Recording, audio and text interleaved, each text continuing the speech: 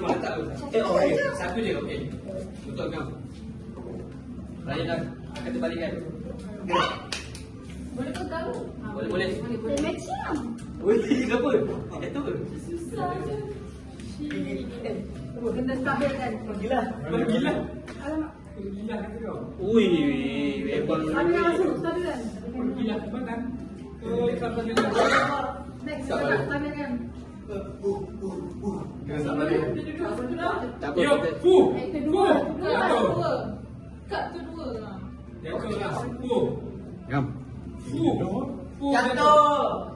Jatuh. Okey. Ini kena kira berapa minit kan? Wow. Okey. Sebab tu banyak sangat.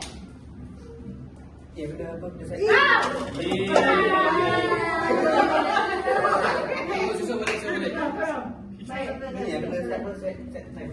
Kakak mana ada next orang lain lah. Tak. Dia lakukan. Seseluruh. Okey.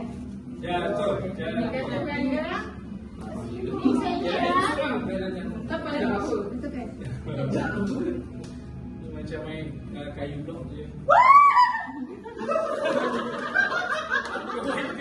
Kakaklah di sini tu.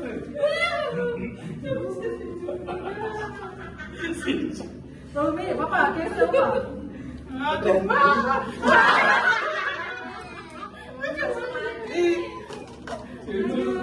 Jadi kalau letak Kena mengsekan lah. Kalau letak macam piramid tak boleh. Boleh tu kejap je. Piramid tu test bawah kena banyak. Kena 4. Kalau piramid. 4. Lepas tu main lah kepada Ibu jatuh. Kalau lain. Oh, tiup. Satu pusing kan kan? Tak boleh. Perfection. Dia tak apa je kau pusing. Tak jadilah. Sini tahu ke piramid ke? Tahu. Tak, saya orang last eh. Tinggal ada masa dah. Saya orang last so. Kalau ni kita menang lah. Tak lama. Kalau dia boleh semua, boleh semua jalan tu. 6.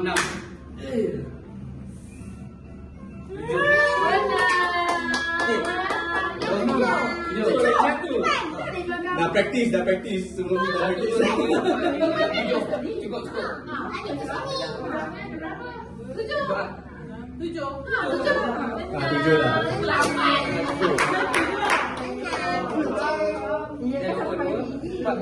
Punya pelajaran kita besar. Menang. Boleh dia kena sebab. Lengah. Okey dah. Aktiviti dah. Bonus lah. Okey dah. Okey dah.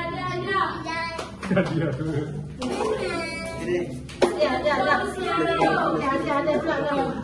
Dah cukup. Oh, kita main game ni. Yuri. Okey. Apa? Hadiah.